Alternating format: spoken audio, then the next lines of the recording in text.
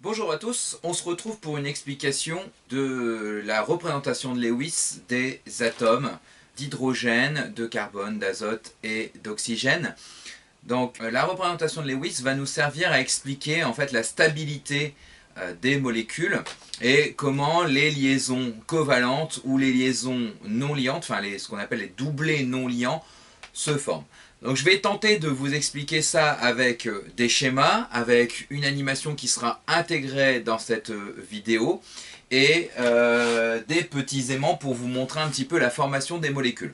Ensuite, dans un deuxième temps, je vous montrerai comment on construit des molécules de manière macroscopique, c'est-à-dire pour pouvoir voir les liaisons qui se forment, et surtout comment on compte le nombre d'électrons pour chaque atome présent dans les molécules. Donc on va commencer tout simplement par revenir à ce qui définit la stabilité des éléments chimiques. Vous savez que ce qui définit la stabilité des éléments chimiques, c'est tout simplement le fait que leur couche externe est saturée. Donc c'est le cas pour tous les gaz nobles qui eux ont 2 ou 8 électrons sur leur couche externe et donc sont très stables. Les autres éléments, comme vous le savez, ils vont chercher à obtenir la configuration d'un gaz noble, donc en se transformant en ion ou en se transformant en molécule. Les ions, c'est la perte ou le gain d'électrons, mais les atomes peuvent également gagner des électrons en travaillant main dans la main, donc c'est-à-dire en mettant en commun des électrons. D'où le terme de liaison covalente, puisque co ça veut dire ensemble, et valente ça vient tout simplement du mot valence, donc ça veut dire qu'ils vont mettre en commun des électrons de valence. Alors on va s'intéresser à 4 atomes particuliers, on va s'intéresser, voire même 5. On va s'intéresser à l'hydrogène, à l'oxygène, au carbone, à l'azote, et puis on fera le chlore, ou le fluor, ou l'iode, ou le brome, enfin on fera un halogène. Alors, pour commencer, si on revient à la configuration électronique de l'atome d'hydrogène, donc l'hydrogène, configuration électronique 1s1. Ça veut dire qu'il a un électron de valence. Il lui manque combien d'électrons pour pouvoir être stable? Eh bien, il lui manque un électron pour pouvoir respecter la règle du Duhet et donc être stable. Donc, ce qu'on va faire, c'est qu'on va représenter les couches électroniques, on va revenir à la représentation de l'atome avec ses sous-couches et ses couches électroniques, et on va juste s'intéresser, vous allez voir, à la couche externe. Donc, si je représente l'hydrogène, on va mettre l'hydrogène au centre, et sa première sous-couche électronique, c'est la sous-couche 1s, donc sur laquelle il y a un électron. Voilà. Eh bien, cet atome d'hydrogène, avec sa couche électronique, on peut le représenter de manière simplifiée avec le modèle de Lewis, donc de Monsieur Lewis, et ça sera tout simplement H, avec un point pour signifier qu'il y a un électron sur la couche externe de cet atome. Donc, on va faire le carbone. Alors, le carbone, structure électronique du carbone, 1s2, 2s2, 2p2. Si on regarde couche externe, c'est la couche numéro 2. Sur cette couche externe, il y a 4 électrons de valence. On va revenir à la représentation de l'atome de carbone. Donc on ne va pas représenter son noyau, on va représenter son noyau par sa lettre, C. Et autour, on va représenter donc la première sous-couche 1s, la deuxième sous-couche 2s, et la troisième sous-couche 2p. Alors si on regarde, la sous-couche 1s, elle est complète puisqu'elle possède 2 électrons. La sous-couche 2s qui est ici ne peut posséder que 2 électrons. Mais nous, ce qui nous intéresse, ce n'est pas les sous-couches, c'est les couches. Et on va regarder sur la sous-couche 2p, on a également 2 électrons. Donc ce qui nous intéresse, c'est la couche externe de l'atome. Donc on va juste représenter la couche externe de cet atome. Donc ça veut dire qu'on va fusionner les sous-couches 2s et 2p, et on va oublier la sous-couche 1s. Ça veut donc dire que l'atome de carbone se représentera comme ceci avec son noyau. Et si on imagine donc une couche externe de l'atome, eh bien, combien d'électrons sont placés sur cette couche électronique? Eh bien, on l'a dit, 4. Donc, on va faire 1, 2, 3 et 4.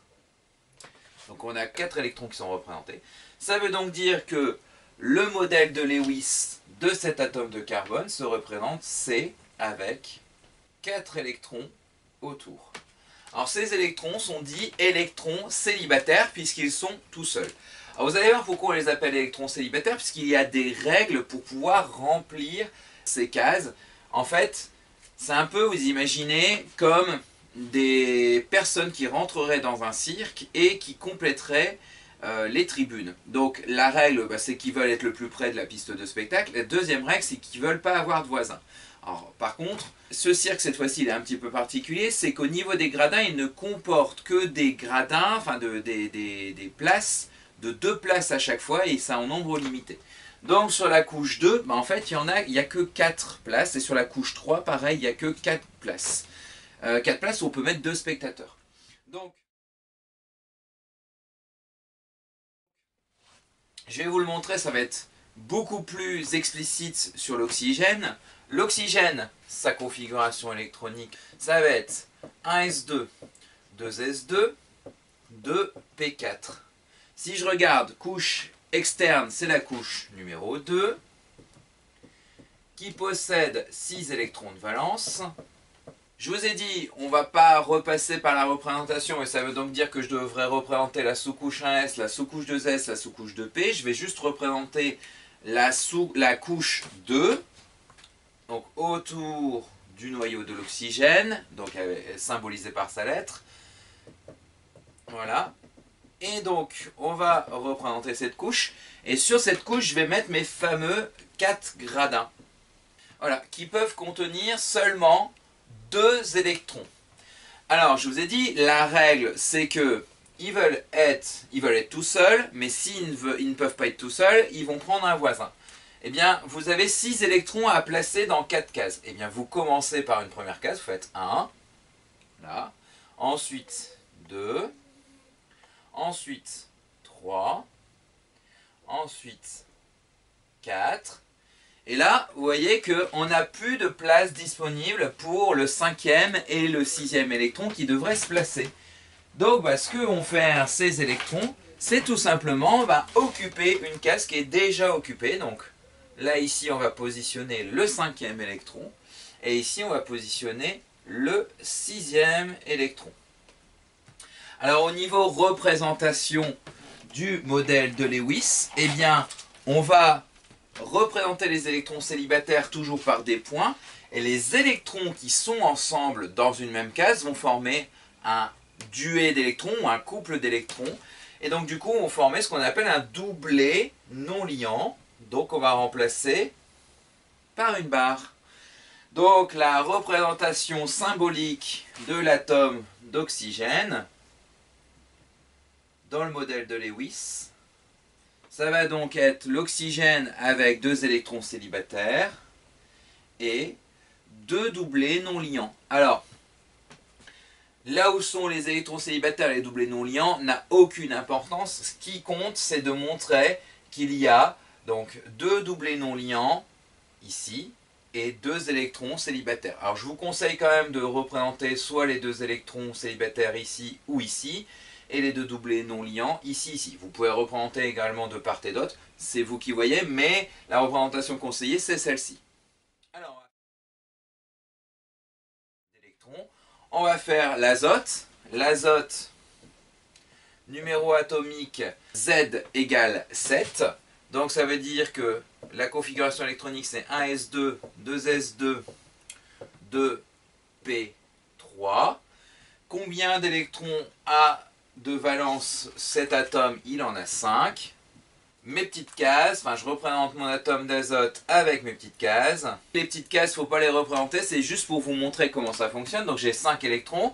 1, 2, 3, 4, Et puis le cinquième n'a pas le choix, il faut qu'il aille dans une des 4 cases qui est déjà occupée. Donc par exemple, il va aller dans celle-là. Résultat, il va former un doublet non liant. Du coup, si je simplifie une représentation de Lewis, l'atome d'azote, ça va tout simplement être N, un doublet non liant, et 3 électrons célibataires. On va faire un dernier atome, on va faire le chlore, qui fait partie de la famille des halogènes. Alors c'est pareil, juste une petite chose, tous les éléments d'une même colonne forment le même type de schéma de Lewis que les autres. Alors par exemple, le silicium, qui est en dessous du carbone, va être écrit Si avec 4 électrons célibataires. Tout ce qui est hydrogène, lithium, potassium, sodium, etc. vont être représentés avec un électron juste ici. Les éléments de la famille de l'azote, par exemple le phosphore, vont être représentés avec un doublet non liant ici et 3 électrons célibataires. Et le soufre ou le sélénium vont être représentés S avec 2 doublets non liants et 2 électrons célibataires. Alors le chlore, lui il est 17e, donc ça veut dire que sa configuration électronique c'est 1s2, 2s2, 2p6, 3s2, 3p5. Il est à 7 électrons de valence, il lui reste bien sûr un électron à compléter pour respecter la règle de l'octet. Mais là, cette fois-ci, il ne va pas se transformer en ion. Il va s'associer avec notre atome. Je ne fais que les représentations de Lewis. Donc le chlore, il y a 7 électrons à mettre autour du chlore, toujours dans 4 cases. Si je le fais, ça fait donc 1, 2, 3, 4, et puis 5e, 6e et 7e, ils sont obligés d'aller dans des cases qui sont déjà occupées. Donc 5, 6 et 7. Ça me fait donc 3 doublets non liants, un électron célibataire.